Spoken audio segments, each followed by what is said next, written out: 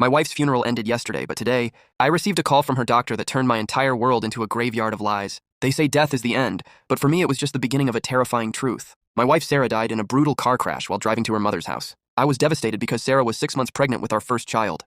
The police said her brakes failed on the highway and she died instantly.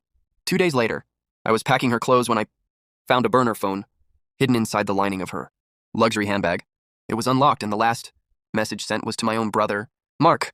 It said the poison is working, and he will be dead by Sunday. At that exact moment, my phone rang. It was the hospital pathologist. He sounded shaken and told me that the autopsy revealed something impossible. Sarah was never pregnant. In fact, she had a medical procedure years ago that made it impossible for her to ever conceive. The fake sonogram photos on our fridge were all lies. Every doctor's appointment I drove her to was a secret meeting with my brother.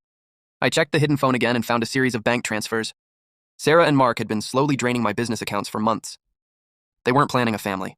They were planning a murder. My murder. The poison mentioned in the text was a slow-acting toxin they were slipping into my daily vitamins. That's why I had been feeling dizzy and weak for weeks. But fate had a different plan. On the day of the crash, Sarah was actually rushing to meet Mark to finalize their escape. But Mark was greedier than her. I checked my home security footage from the night before the crash. I saw a dark figure under Sarah's car in the driveway. It was Mark. He didn't want to share my money with her anymore. He cut the brake lines of his own lover to have the entire fortune to himself. I didn't call the police to file an FIR yet. I invited Mark over for a drink to grieve together. I poured him a glass of the same expensive whiskey we always shared. But this time I emptied the entire bottle of my poisoned vitamins into his glass. As he started gasping for air and clutching his chest, I leaned in and whispered that I found the burner phone. I showed him the footage of him tampering with the car.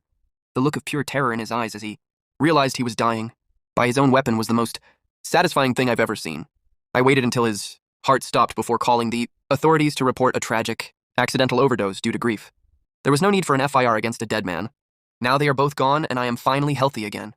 If you found out your partner and sibling were plotting your death, would you wait for the law or take matters into your own hands? Subscribe for more dark and realistic stories.